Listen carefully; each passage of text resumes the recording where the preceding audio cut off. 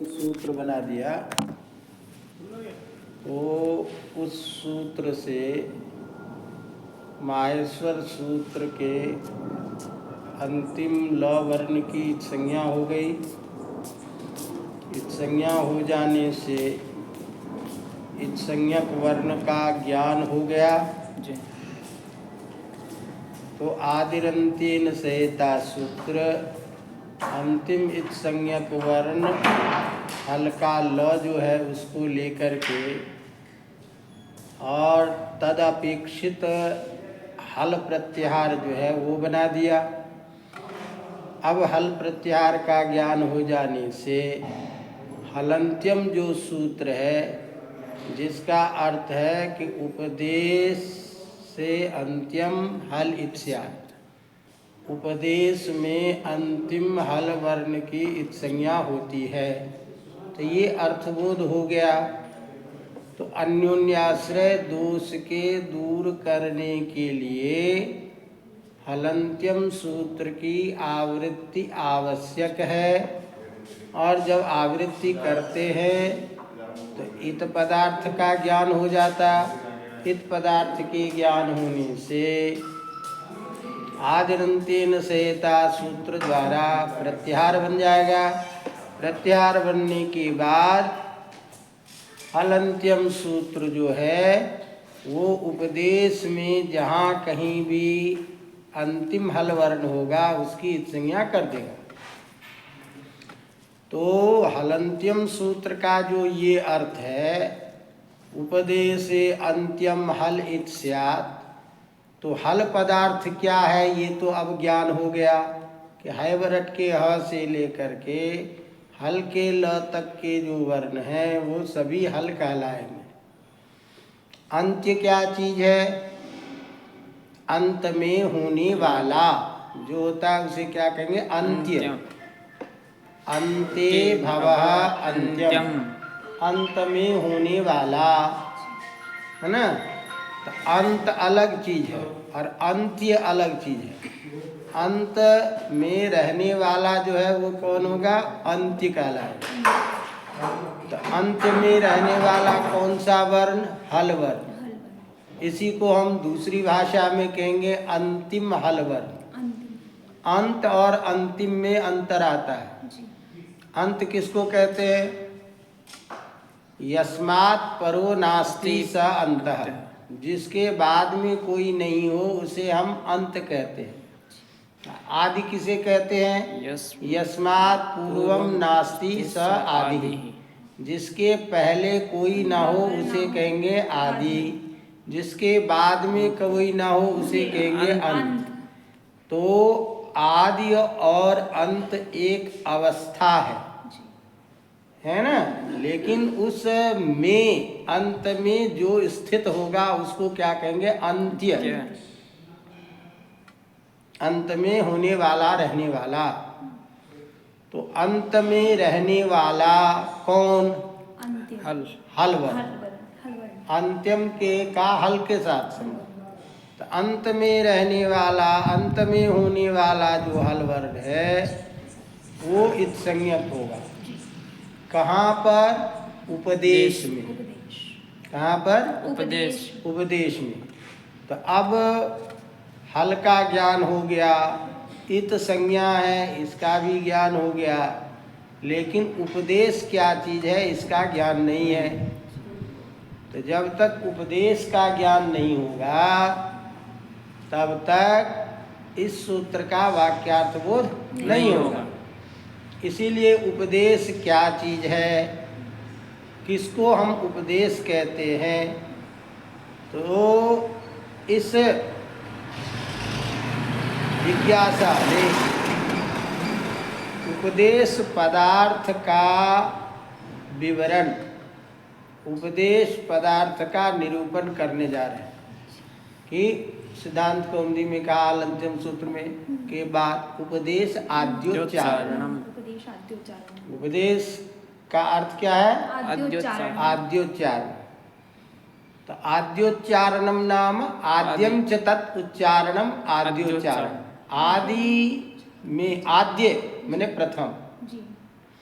तो जैसे अंत बोलते हैं और अंत में रहने वाले को अंत्य बोलेंगे, उसी तरह से आदि है और आदि में होने वाला आद्य, आदि में रहने वाला आद्य, और आगे क्या है? उच्चारण।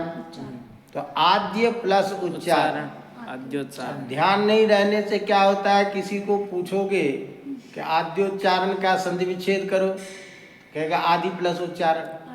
ऐसा ही बोलते ऐसा ही बोलते हैं। तो आदि प्लस उच्चारण रहेगा तो आद्योच्चारण कैसे बनेगा? आद्योच्चारण बनेगा। ई को यण कर दोगे तो आद्योच्चारण बनेगा ना, आद्योच्चारण नहीं बनेगा। तो यहाँ आदि नहीं है, क्या? आद्य। आद्य प्लस उच्चारण।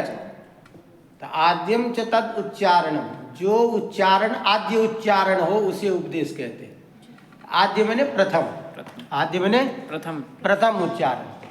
नहीं समझे कि नहीं? तो कहा उपदेश का अर्थ आप क्या कर रहे हो? आद्य उच्चारण। आद्य उच्चारण का मतलब क्या है? प्रथम उच्चारण। तो ये प्रथम उच्चारण अर्थ उपदेश पद से कैसे आ गया? नहीं समझे कि नहीं? उपदेश पद से आद्य उच्चारण कैसे हो गया? नहीं समझा रहे? तो उसका अर्थ आद्योच्चारण कैसे होगा, उस बात को प्रौढ़ मनोरमा में बताने जा रहे हैं कि यहाँ उपसर्ग है आदि का वाचक। उप जो उपसर्ग है उसका अर्थ है आदि, और दिस धातु है। दिस धातु अर्थ है जिसका उच्चारण क्रिया अर्थ है। दिशि उच्चारण, उच्चारण क्रिया अर्थ है। समझे कि नहीं? और भाव अर्थ में यहाँ घय प्रत्यय हुआ है। तो भाव अर्थ में जब घय प्रत्यय करेंगे उपसर्ग पूर्वक दिश धातु से, तो भाव अर्थ में करेंगे तो अर्थ करेंगे उपदेशनम। क्या होगा? उपदेशनम। उपदेशनम उपदेशः, उपदेशनम उपदेशः, उपदेशः। उपसर्ग पूर्वक दिश धातु से जब घय प्रत्यय करेंगे तो घय का शेष अ बचेगा, लघु पद गुण हो जाएगा पुगंत लघु जैसे ई ए में बदलेगा, उपदेश बनेगा। लेकिन भाव अर्थ में जब हम करेंगे प्रत्यय घय प्रत्यय तो घय का अ बचेगा। तो भाव अर्थ में जब हम व्युत्पत्ति करेंगे तो बोलेंगे उपदेशनम। उपदेशनम समझ में आ रहा है ना? तो उपदेशनम उपदेशः, इस भाव अर्थ में घय प्रत्यय के द्वारा उपदेश पद की सिद्धि होती है, जिसमें उप शब्द आदि अर्थ का वाचक है, दिशि धातु का उच्चारण क्रिया अर्थ है। इसीलिए उपदेश का अर्थ हो गया आद्योच्चारण। उपदेश का अर्थ क्या है? आद्योच्चारण। आद्योच्चारण तो प्रथम उच्चारण। तो प्रथम उच्चारण जब बात हो गई तो प्रथम उच्चारण किसका? प्रथम उच्चारण किसका? प्रथम उच्चारण तो जिस ग्रंथ का विषय चल रहा है उस ग्रंथ के जो प्रवर्तक आचार्य है उनका प्रथम उच्चारण। समझ आ रहे हैं? तो उनका प्रथम उच्चारण तो अपना व्याकरण जो है वो त्रिमुनि व्याकरण है। पाणिनि कात्यायन पतंजलि एतत् मुनित्रय समुदाय है। इसीलिए तो सिद्धांत कौमुदी में मुनित्रयम नमस्कृत्य ये कहा। तो मुनित्रय समुदाय जो है उनके द्वारा जो प्रथम उच्चारण है वही हमारे लिए उपदेश है। तो उनके द्वारा प्रथम उच्चारण क्या? जन्म लेने के बाद सब रोए थे तो वो प्रथम उच्चारण नहीं, एतत् ग्रंथ विशिष्ट प्रथम उच्चारण। मतलब व्याकरण सीखने के लिए उन्होंने जो जो चीजें हमको बताई पहले वो सब हमारे लिए प्रथम उच्चारण हैं? जी गुरुजी। व्याकरण सीखने के सीखने के लिए जो जो चीजें हमको बताए, प्रथम तो वो क्या चीज है, उसी को जो हम कहते हैं तो कहते हैं कि वो सूत्र है, धातु है, आगम है, प्रत्यय है, समझेंगे ना, वाक्य है, लिंगानुशासन का पाठ है, ये सभी हमारे लिए क्या है, उपदेश है। उपदेश। इसीलिए इसको व्याख्या करके कह देते हैं कि धातु सूत्र गणोनादि वाक्य लिंगानुशासनम आगम प्रत्ययादेशा उपदेशः परिकीर्तितः। ये सब उपदेश कहला जाते हैं। क्यों उपदेश? क्योंकि ये सब व्याकरण के लिए हमारे लिए प्रथम उच्चारण है, व्याकरण ज्ञान के लिए प्रथम उच्चारण है। तो प्रथम उच्चारण होने के कारण ये का हमारा क्या है, उपदेश। बात समझ में आ रही बात? अवगतम जी। तो इस तरह से भाव अर्थ में घय प्रत्यय करके उपदेशनम उपदेशः, इस विग्रह के द्वारा उपदेश का अर्थ आद्योच्चारण होता है। अवगतम? जी। समझ में आ गई बात? पंक्ति पर आद्योच्चारणं मिति यत् उपदिश्यते अनेन इति करणव्युत्पत्त्या शास्त्रमुपदेश इति भाष्यवृत्त्यादिषु व्याख्यातम्।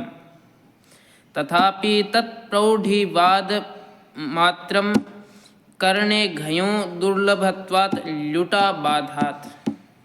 अब यहाँ सिद्धांत पक्ष हमने बता दिया जी। कि भट्टोजीदीक्षित ने उपदेश का अर्थ भाव अर्थ में घय प्रत्यय करके आद्योच्चारण अर्थ किया है। जी। समझ में आ रही बात? जी गुरुजी। कुछ लोग यहाँ कहते हैं कि नहीं भाई, उपदेश का अर्थ उपदेशनम उपदेशः, ये भाव अर्थ में व्युत्पत्ति नहीं है, ठीक नहीं है। क्यों? कि तुमने किसको पकड़ा, धातु सूत्र गण इत्यादि को, ये सब क्या चीज है, शास्त्र है, समझेंगे ना? जी गुरुजी। तो शास्त्र को उपदेश पकड़ना होगा, तो उपदिश्यते अनेना, ये व्युत्पत्ति होगी, समझेंगे ना? जी। क्या होगी? उपदिश्यते अनेन। तो येन उपदिश्यते, जिसके द्वारा उपदेश किया जाए, किसके द्वारा, शास्त्र के द्वारा। शास्त्र के। तो शास्त्रम उपदेशा, क्या शास्त्र। उपदेश क्या चीज है, शास्त्रम। शास्त्रम। तो ये शास्त्र अर्थ कब आएगा उपदेश पद से, जब उपदेश्यते अनेना, उपदिश्यते अनेन। ये विग्रह करेंगे, समझेंगे नहीं? जी। तो किसी ने कहा कि देख भैया, यहाँ उपदेश शब्द जो है वो करण व्युत्पत्ति से उपदिश्यते अनेना, इस विग्रह से बना है, जिससे उपदेश का अर्थ है शास्त्र, समझेंगे ना? जी। तो ऐसा विग्रह जिस किसी ने किया, भाष्य वृत्त्यादिषु यद व्याख्यातम, भाष्य में तद वार्तिक में इस तरह की व्याख्या जिस किसी ने की कि उपदेश का अर्थ है उपदिश्यते अनेना, और तत्शास्त्रम उपदेशः, ये जो विग्रह किया करण व्युत्पत्ति से, और इस व्युत्पत्ति के द्वारा शास्त्र को हम उपदेश कहते हैं, ऐसी भाष्य वृत्ति आदि में जो जिसने व्याख्या की है, तत्प्रौढ़िवाद मात्र, प्रौढ़। ये गर्भोक्ति कथन है, जबरदस्ती कह दिया है, ये कहना उचित नहीं लगता, ये गर्भोक्ति कथन है। हाँ, हमने कह दिया, हमारी मर्जी होगी, हमने इस तरह से कर दिया, समझ में आ रही बात? प्रौढ़िवाद मात्र, अर्थात सम्यक विचार करके नहीं कहा गया है, गर्भोक्ति कथन लगता है। कहा क्यों? इसलिए कि करणे घयो दुर्लभत्वात्, करण अर्थ में तो कभी घय प्रत्यय होता ही नहीं। यहाँ उपदेश पद की सिद्धि होगी, उपदेश शब्द बनेगा कैसे? करण घय प्रत्यय करके। उपदेश पद कैसे बनेगा? घय प्रत्यय करके। और तुम कह रहे हो कि व्युत्पत्ति हम करण करेंगे, करण करेंगे तो करण अर्थ में कभी घय प्रत्यय होगा नहीं। करणे घयो दुर्लभत्वा, करण में घय दुर्लभ है। क्यों? कि करण अर्थ में ल्युट प्रत्यय होता है। करणाधिकरणयोस्य सूत्र से करण अर्थ में हमेशा ल्युट प्रत्यय होता है। तो ल्युट प्रत्यय के द्वारा हमेशा घय प्रत्यय का बाद हो जाएगा। अब बाद होगा तो घय प्रत्यय होगा नहीं, तब तो तुम करण अर्थ में ल्युट प्रत्यय करोगे। ल्युट का शेष बचेगा अन, अन बचेगा तो उपदेशन बनेगा ना। उपदेशन बनेगा, उपदेश नहीं बनेगा। नहीं समझ में आ रही बात की? समझ में आ रहा है कि नहीं? आ रहा है। तो उपदिश्यते अनेन, उपदेश यह व्युत्पत्ति करना और इस व्युत्पत्ति के द्वारा शास्त्र को उपदेश बताना, ये प्रौढ़िवाद मात्र है। क्यों? करणे घयो दुर्लभत्वात्, करण अर्थ में कभी घय प्रत्यय नहीं हो सकता, उसका बाद हो जाएगा। बात समझ में? तो एक तो बात ये आ गई कि करण अर्थ में घय प्रत्यय नहीं होगा। चलो कोई बात नहीं, फिर क्या कह रहे आगे? न च घः असंज्ञात्वात्, कहते हैं कि एक बात बताओ कि कोई बात नहीं, हम आपको कहाँ कह रहे हैं कि घय कर ल्युट प्रत्यय करो जी। ल्युट प्रत्यय करने के लिए नहीं कह रहा हूँ, व्युत्पत्ति तो करण ही करो, नहीं समझेंगे नहीं? लेकिन करण अर्थ में घय प्रत्यय का बाद होता है ना जी। घ प्रत्यय का बाद नहीं होता। और करण अर्थ की व्युत्पत्ति अनुवृत्ति आती है पुंसी संज्ञायाम प्रायेण घ, इस सूत्र में। क्या? पुंसी संज्ञायाम प्रायेण घः। हाँ, समझेंगे ना? तो हम घय प्रत्यय नहीं कर रहे हैं। जो आप कह रहे हो कि घय प्रत्यय का बाद हो जाएगा, कैसे होगा? हम तो घ प्रत्यय करेंगे, और घ प्रत्यय करेंगे तो उपदेश बन जाएगा।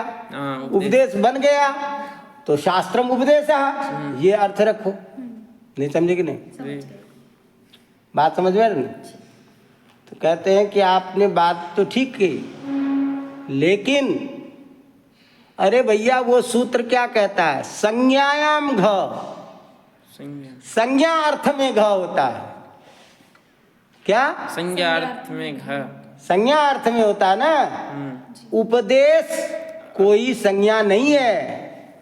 जैसे हमने क्या कहा भाई, देवदत्त आदि संज्ञा है, गुण संज्ञा है, वृद्धि संज्ञा है। इस तरह से उपदेश संज्ञा करने वाला कोई सूत्र थोड़ी है। नहीं। कोई सूत्र ऐसा है जो बता रहा है कि उपदेश संज्ञा होती है? नहीं है। और वो क्या कहता है? संज्ञायाम घ, संज्ञा अर्थ में ही घ होता है। तो आप यदि ये कहोगे कि नहीं, पुंसी संज्ञायाम घ प्रायेण, इससे हम घ प्रत्यय कर लेंगे, नहीं समझ आ रही बात की नहीं? तो घ प्रत्यय तो संज्ञा अर्थ में होता है, ये संज्ञा अर्थ नहीं है। क्यों? उपदेश इति संज्ञा शास्त्रकार ही अनुक्तत्वात्, किसी भी शास्त्रकारों ने उपदेश को संज्ञा नहीं बताई है जी। क्या समझे? किसी भी शास्त्रकार ने उपदेश को संज्ञा नहीं बताई है। तो जब ये उपदेश संज्ञा है ही नहीं, तो संज्ञा अर्थ में घ प्रत्यय कैसे करोगे? नहीं होगा। नहीं समझ आ रहे? उसी पंक्ति को लिख रहे हैं, बोल फिर से। न च घः असंज्ञात्वात्, कहते हैं घ प्रत्यय कर लेंगे। कहते ऐसा भी नहीं कह सकते, क्योंकि ये संज्ञा नहीं है। संज्ञा नहीं होने के कारण यहाँ घ प्रत्यय भी नहीं कर सकते। आगे बोलो। प्रायेण संज्ञायाम इति व्याख्यानस्य क्लिष्टत्वात्। कहते हैं कि भाई एक बात बताओ, आपने कहा संज्ञायाम घ, हम कहते हैं कि नहीं, इसमें तो एक चीज और लगी हुई है ना, प्राये न। प्राय हो जाए तो प्राये न संज्ञायाम घ, ये अर्थ करो ना। प्रायः संज्ञा में घ होता है, तो प्रायः कहने से क्या हुआ कि कभी कभार असंज्ञा में भी होता है। नहीं समझे? प्रायः तो तभी कहे ना कि उसका विकल्प भी कहीं रूप दिखाई देता हो। नहीं समझे कि नहीं? कभी कभार तो संज्ञा में ही घ होता है और ये संज्ञा नहीं है, इसीलिए घ प्रत्यय नहीं होगा, ऐसा नहीं कह सकते, क्योंकि प्रायेण लगा है। और प्रायेण का अर्थ होगा प्रायेण संज्ञायाम घ, प्राय संज्ञा में घ होता है। एतावता क्वचित असंज्ञायाम अपि घ, कभी कभी असंज्ञा में भी घ होता है। नहीं तो कहते नहीं, ये इस तरह से व्याख्यान करना अत्यंत कठिन है। ये व्याख्यान करना ठीक नहीं है।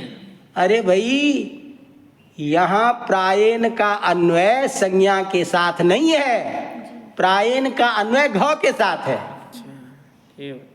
प्रायेण का अन्वय क्या है? घ के साथ। घ के साथ है कि प्रायः कहीं घ होता है और कहीं लुट भी होता है।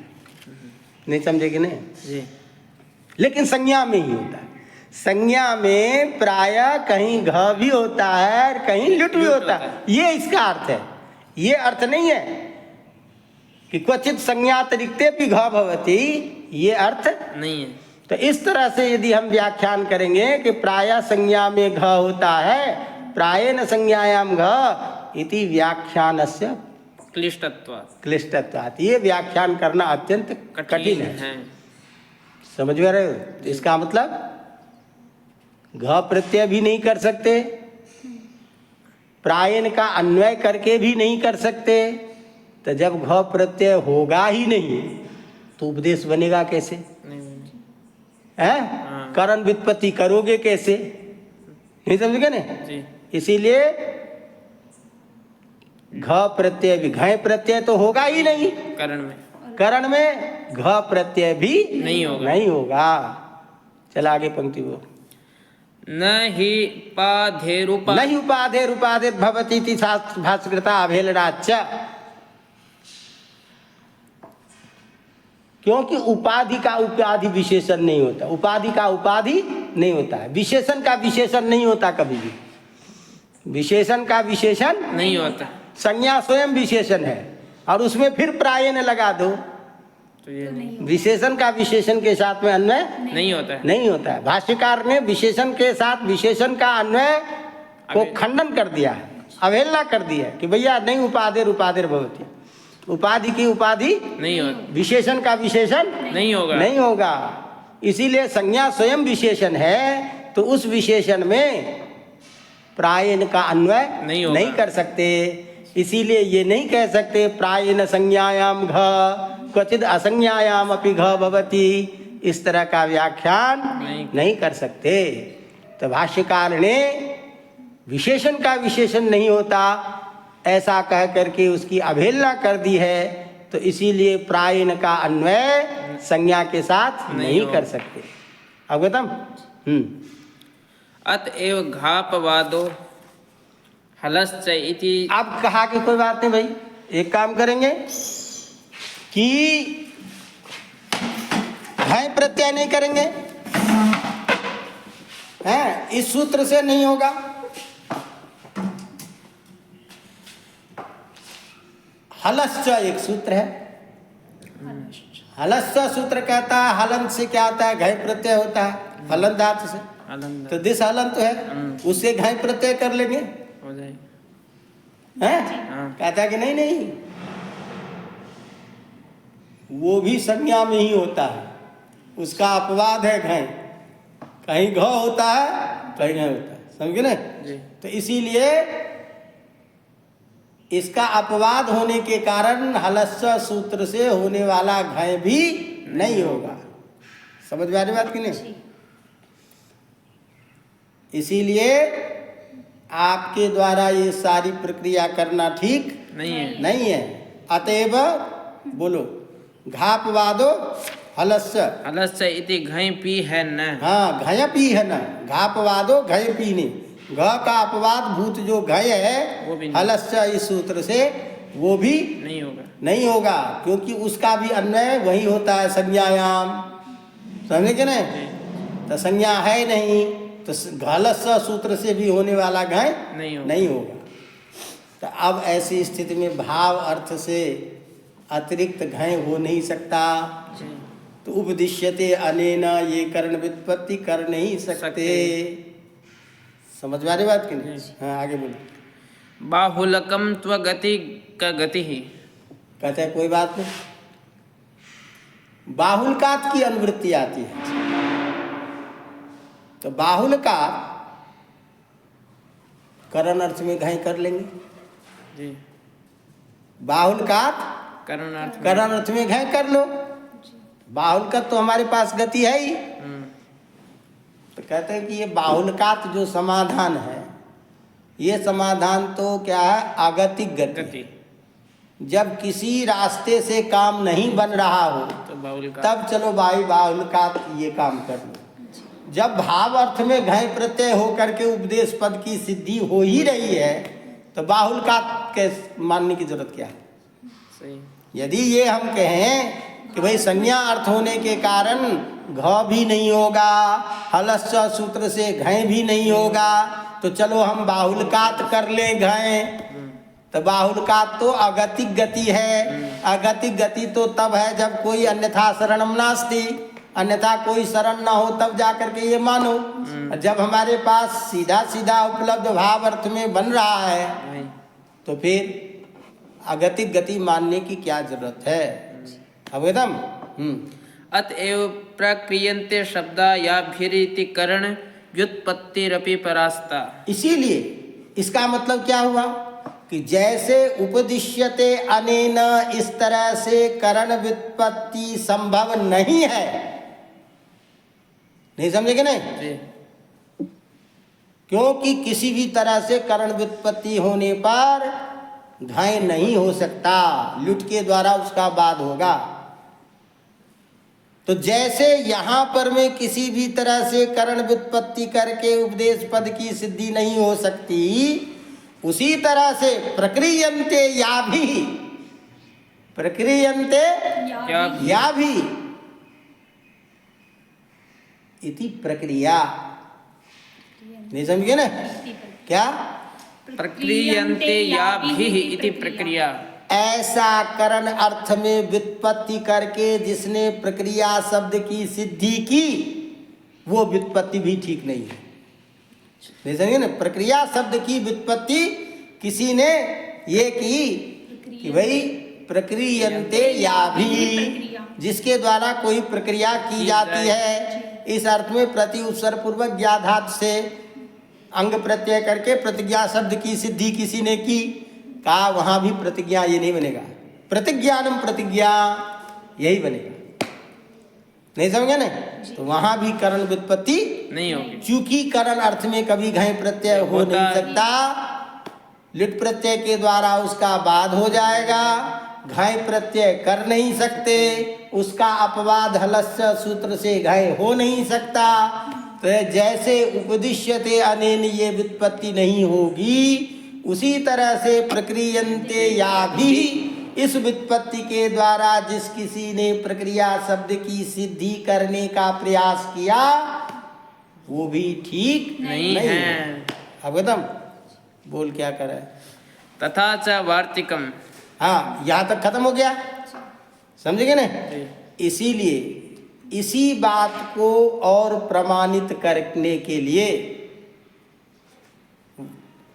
प्रमाण दे रहे हैं वार्तिकम। इसीलिए वार्तिक है क्या?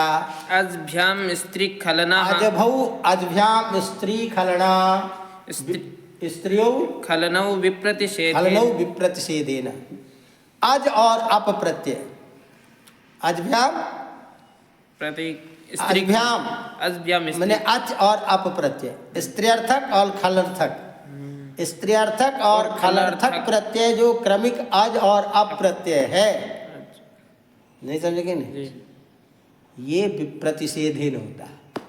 ये क्या होता है? विप्रतिषेधन विप्रतिषेधीन होता है, एक दूसरे का प्रतिषेधक होता है, समझेंगे ना। जी यदि ये नहीं होता, विप्रतिषेधक नहीं होता, तो विकल्प से ये भी हो जाता, नहीं समझेंगे ना। जी समझ में आ रहा है कि नहीं आ ना? रहा है। इसीलिए ये वार्तिक भी प्रमाण है कि इस तरह से प्रक्रियन्ते या भी इस तरीके का व्युत्पत्ति करके प्रक्रिया शब्द की सिद्धि नहीं होती। अवगतम? आगे बोल। अतो भाव एव प्रत्यय न्याय इति भाव है। अतः इन सारी चीजों को देख करके भाव अर्थ में घय प्रत्यय करके उपदेश पद की सिद्धि करना ही न्याय संगत है। और उपदेशनम उपदेशः, यही इसकी व्युत्पत्ति ठीक है। उपदेश आद्योच्चारणम, यही कहना ठीक है। अवगतम? चलो अब अत्रेदम वक्तव्यम। उल्टा दिया। इतने पेज निकाल दिए रामदेव। ये यत्तु धातु सूत्र चलो इत्यादि। अब ये अलग प्रसंग आ गया इसी में, उपदेश पद में। कुछ लोगों का कहना और है, ज्यादा मत पढ़। तो कितना टाइम हो गया? एक प्रसंग खत्म हो गया, 30 मिनट।